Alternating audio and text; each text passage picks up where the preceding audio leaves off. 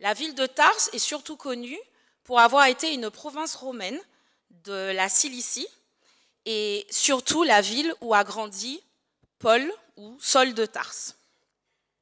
Donc à sa naissance, l'apôtre Paul s'appelait Saul, c'est comme ça que ses parents l'ont nommé.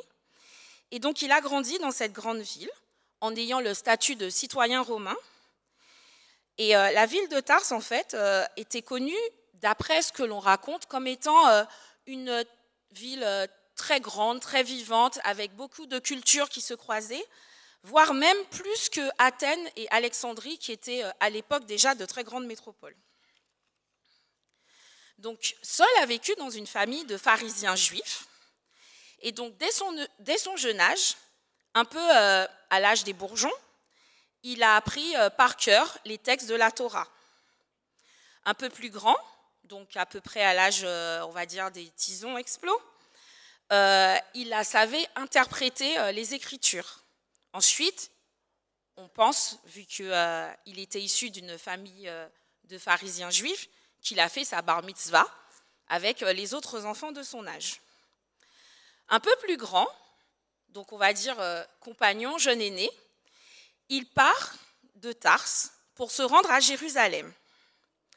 Dans Actes chapitre 22, verset 3, on nous dit que son professeur était l'illustre Gamaliel. Donc Gamaliel était connu pour être le meilleur enseignant de son temps. Il avait un peu plus de 1000 disciples, dont 500 qui étudiaient la loi et 500 autres qui étudiaient la sagesse grecque. Comment était l'étudiant Saul? On le sait de sa bouche lorsqu'il nous dit dans Galates 1, verset 14, qu'il était clairement au-dessus du lot. Il était brillant dans la connaissance de la loi et des traditions juives, mais surtout, il avait un zèle théologique. Il avait vraiment cette soif de bien faire, de servir Dieu et d'appliquer à la lettre les 613 commandements qui étaient existants à l'époque. À côté de ses études de théologie, Saul a appris un métier.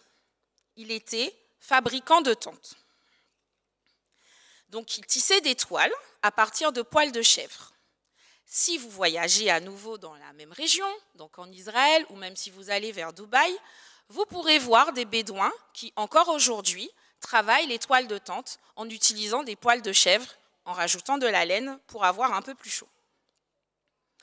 Grâce à ses études et son métier, Paul était prêt pour commencer sa vie active. Donc c'était un aîné, il avait moins de 35 ans. Avec son zèle théologique, sa fougue, il n'avait qu'un désir, c'était servir Dieu. Et c'est pour cela qu'il était aussi, dans son zèle, hostile à ces nouveaux croyants qui se prénommaient disciples de Jésus. Du coup, il les a persécutés. Donc l'histoire que je vous raconte se trouve dans Actes chapitre 8 et 9. Surtout Actes chapitre 9. Il les persécutait à Jérusalem parce que pour lui, l'enseignement de Jésus était tout à fait contraire à l'enseignement qu'il avait appris des pharisiens. Était-il scandalisé par les disciples qui rejetaient les commandements, ou est-ce que cette posture d'un Jésus qui se prétend Messie, mort sur la croix, ressuscité, qui le dérangeait? On ne sait pas, mais en tout cas, une chose est sûre, c'est que « tu aimeras ton Dieu et ton prochain comme toi-même » ne faisait pas partie du credo de Paul.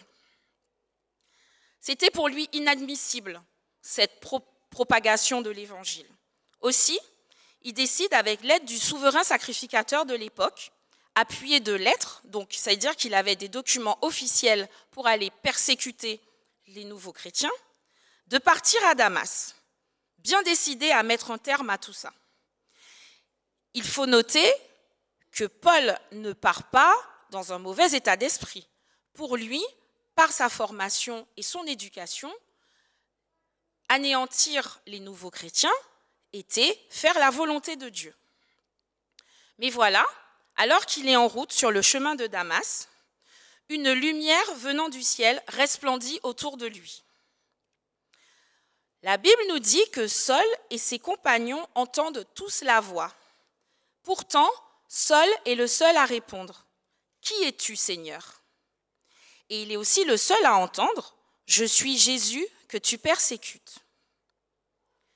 Par son éducation et ses études de la Bible, Saul connaissait les histoires de Samuel, qui avait entendu une voix, de Moïse, d'Abraham. Donc il savait que c'était Dieu qui lui parlait. Par contre, Jésus, Jésus lui parle et Jésus lui dit « Je suis Jésus que tu persécutes. Il te serait dur de regimber contre les aiguillons. » Regimber contre les aiguillons, c'est un terme agricole en fait, pour redresser, ce qui part un peu à la dérive. Alors, Saul, puisqu'il ne s'appelle pas encore Paul, lorsqu'il se retrouve face à Jésus, sur ce chemin, il découvre la puissance de son Seigneur. Certes, avec beaucoup d'appréhension, on peut le dire avec une grande peur, il cède en disant « Mais que dois-je faire ?» Et à partir de ce moment-là, sa carrière prend une nouvelle direction. Sa science devient utile à la cause de l'Évangile.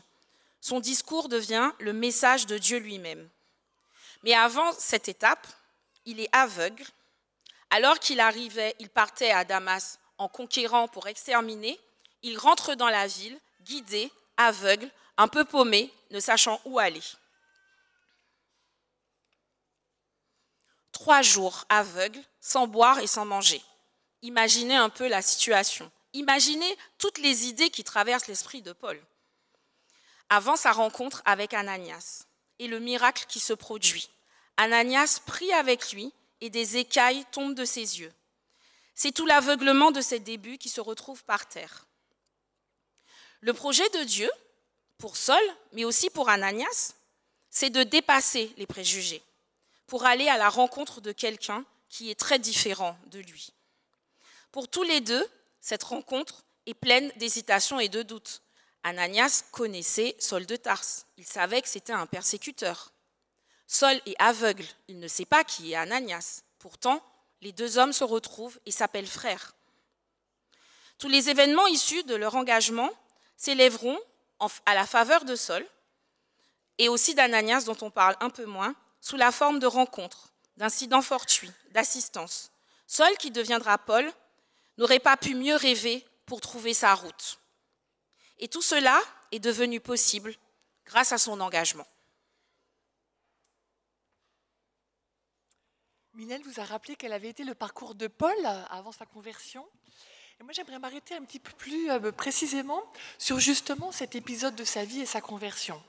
Je ne sais pas si vous le savez, mais dans la Bible, sa conversion est racontée 3 fois. C'est un petit peu étonnant parce qu'une fois aurait pu nous suffire, surtout que le premier récit, c'est celui que Chloé nous a lu. Il est long et il contient déjà beaucoup de détails. Mais on le trouve donc une première fois dans Acte 9, les versets 3 à 19, une deuxième fois dans Acte 22, versets 1 à 16, et une troisième fois dans Acte 26. La première fois, la conversion de Paul est donnée dans le mode du récit. La deuxième fois, c'est Paul, finalement, qui raconte sa propre conversion lors d'un discours fait aux Juifs de Jérusalem, lors de son arrestation. Et la troisième fois, ce récit vient encore de la bouche de Paul, mais cette fois devant Agrippa, lorsqu'il est en procès, lorsqu'il comparaît en justice. Alors pourquoi 3 récits et en plus dans un même livre? C'est Luc, l'auteur du livre des Actes, qui a choisi lui-même de parler à 3 reprises, de relater à 3 reprises, avec une perspective un petit peu différente, la conversion de Paul. Et s'il a fait cela, on imagine volontiers que ce récit avait donc une importance considérable pour lui, et peut-être qu'il a aussi voulu mettre certains détails en valeur de façon différente dans ces 3 passages. Alors nous n'avons pas le temps de lire ces 3 récits, mais je vous encourage peut-être à le faire dans la semaine si vous en avez l'occasion. Il y a bien sûr des ressemblances fondamentales entre ces 3 textes, mais il y a aussi des différences et qui ne sont pas anodines. Ces différences se remarquent dans des précisions peu importantes, mais surtout dans l'équilibre général du récit, et notamment concernant la dernière partie.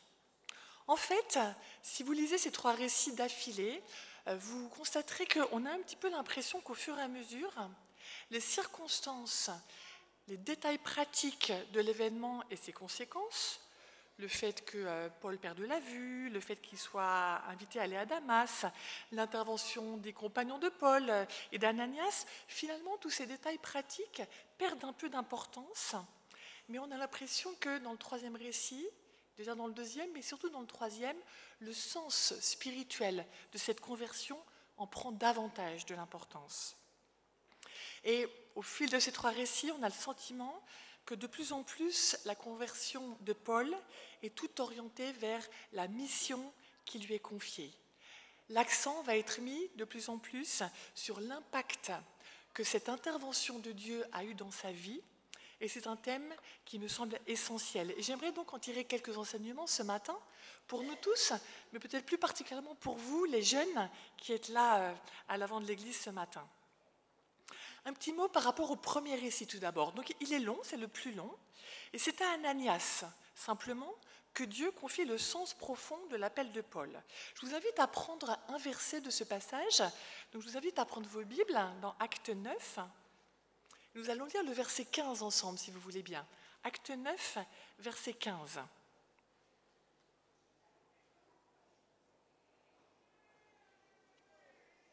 Acte 9, verset 15, qui dit ceci. « Cet homme est l'instrument que j'ai choisi pour porter mon nom devant les nations et les rois, comme devant les Israélites. » On ne peut donc pas s'empêcher de remarquer que déjà dans ce texte, la mission qui est confiée à Paul est vaste, elle est universelle, puisqu'il est question donc de porter le nom de Dieu devant les nations, devant les rois, comme devant les Israélites. Donc pas simplement en Israël, mais également devant les autres nations. Et le mot que j'ai choisi de retenir pour vous ce matin, les jeunes plus particulièrement, c'est le mot instrument. Je suis sûre que les bourgeons, vous savez ce que c'est qu'un instrument. Est-ce que vous savez ce que c'est les bourgeons, un instrument? Oui, vous savez ce que c'est? Moi, je pense que vous savez, il y a plein d'instruments de types différents, mais on en a eu un exemple ce matin. Ce matin, les chants ont été accompagnés par des instruments de musique. Un instrument, ça sert donc à faire quelque chose, à produire quelque chose.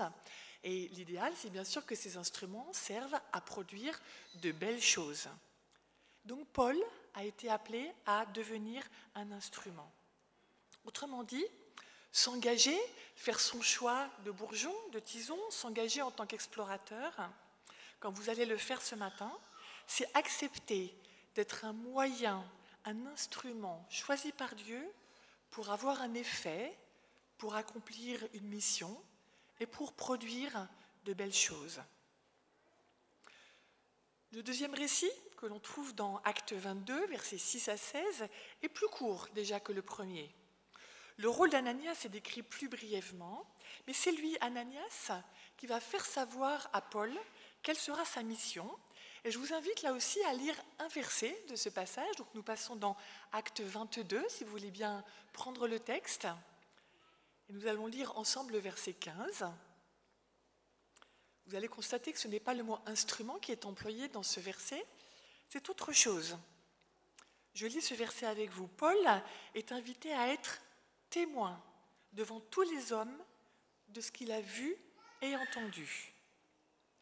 Je ne vais pas détailler parce que nous n'avons pas le temps ce matin, mais il est intéressant de constater que dans ce deuxième récit, la mission de Paul est confirmée aussitôt par une autre vision qu'il va recevoir dans le temple de Jérusalem et qui est rapportée tout de suite après au verset 17 à 21 et qui se termine par ces mots « Je t'enverrai au loin vers les non-juifs ».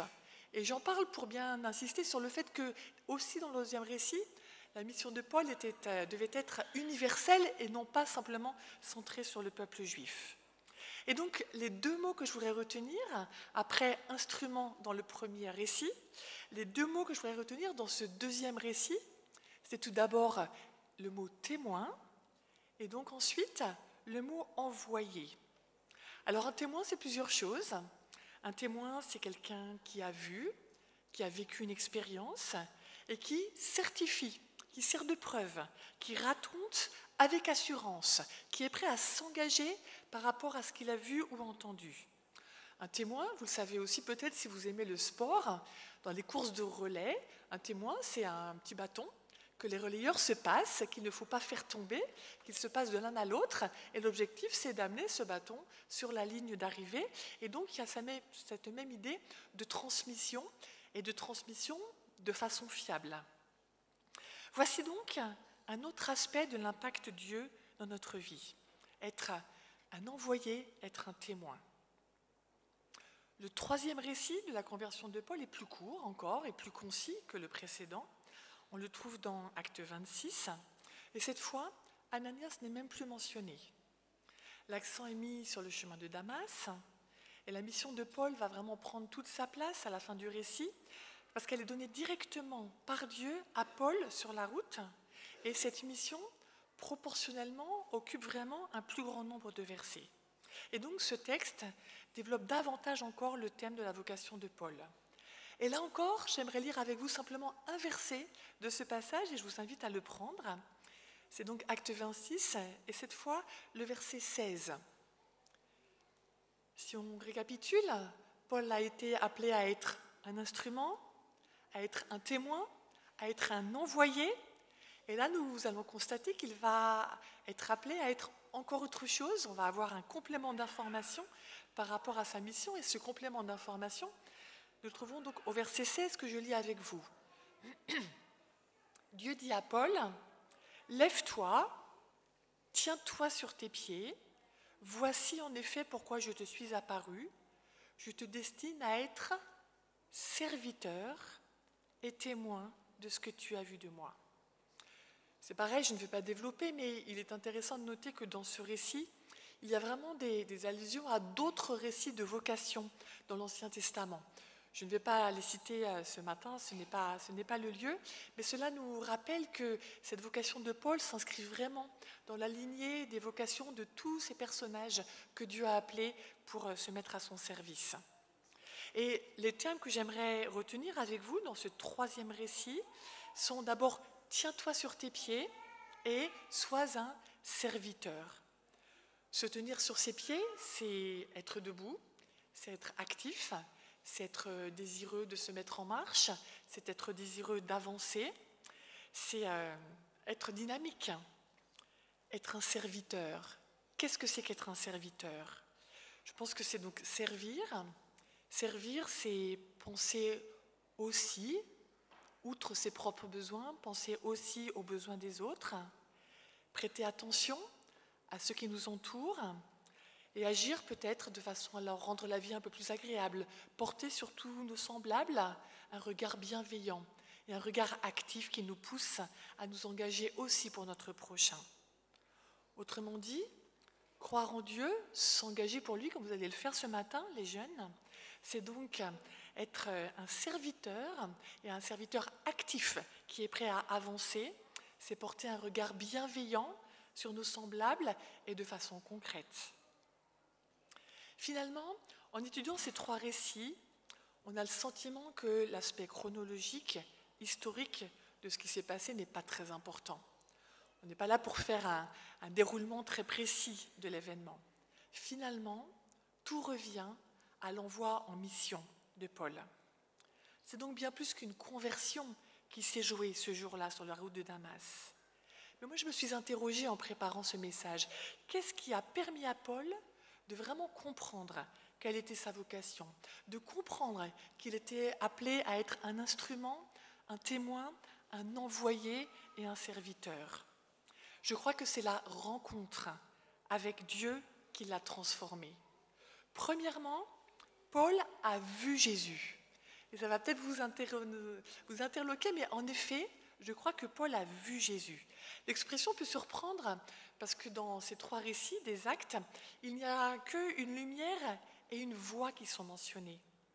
Mais Paul lui-même va dire que Jésus lui est apparu. Il va utiliser le verbe « voir » ou le terme « apparaître » à plusieurs reprises. Ne prenez pas ces textes, je vous les lis, mais par exemple dans 1 Corinthiens chapitre 9 verset 1, il va dire « Ne suis-je pas libre ? Ne suis-je pas apôtre ?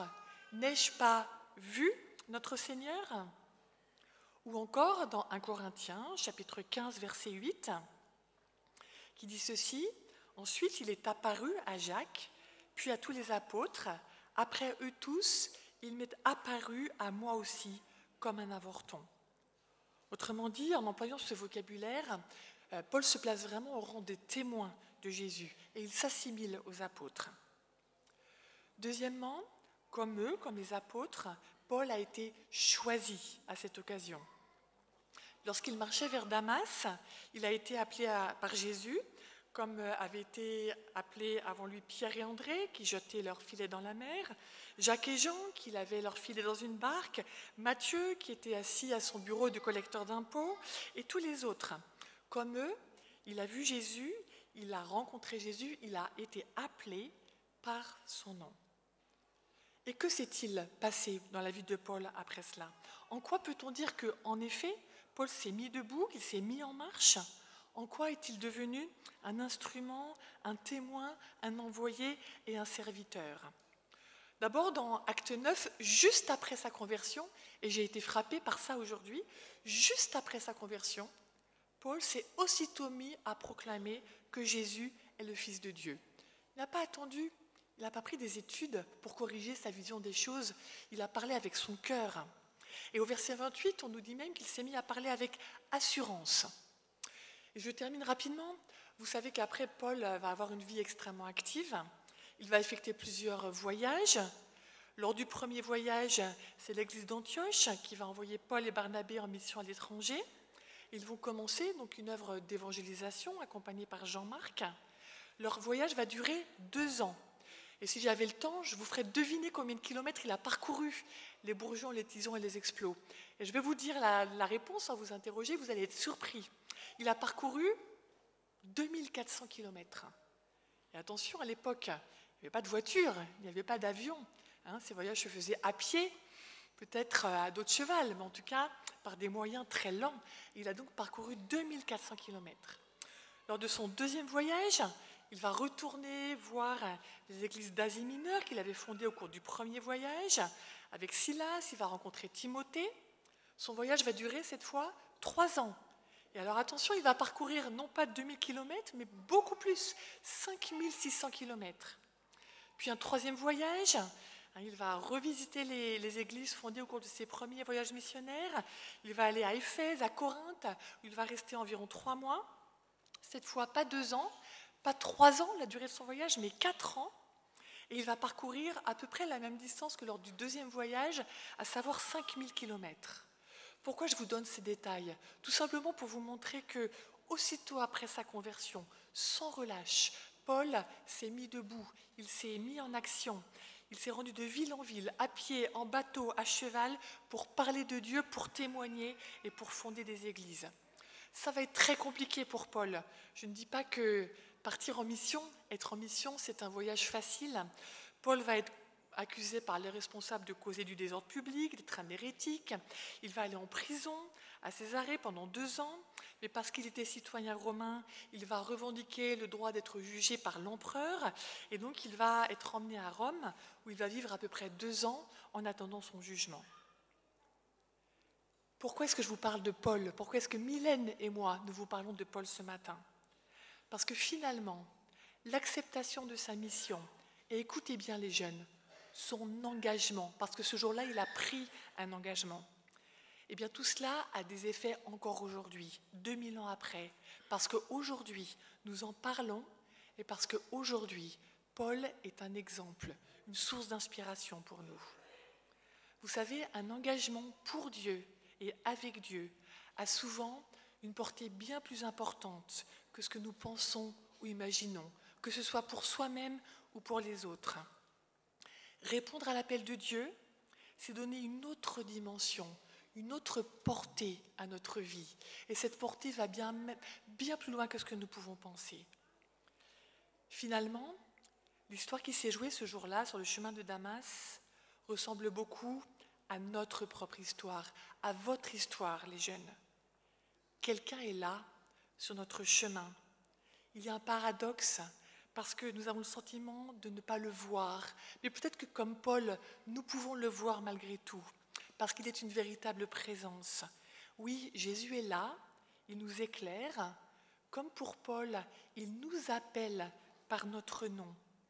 Comme avec Paul, il veut instaurer avec chacun d'entre nous une relation vivante, concrète. Et il veut vous confier une mission. Il n'y a pas d'âge pour accepter une mission de la part de Dieu. Alors, comme Paul, nous sommes, mais vous êtes surtout les jeunes, appelés à vous mettre en marche, à être des instruments, à être des témoins, à être des serviteurs, à être des envoyés, pour rendre la vie des autres un petit peu plus belle et pour faire connaître aussi le nom de Jésus. Je souhaite que, en effet, ce choix, cet engagement que vous allez prendre ce matin puisse, comme pour Paul, avoir un impact sur votre vie. Et je souhaite que Jésus vous bénisse tous, que vous preniez votre engagement aujourd'hui, que vous l'ayez déjà pris, que Dieu vous bénisse tous et vous accompagne. Amen.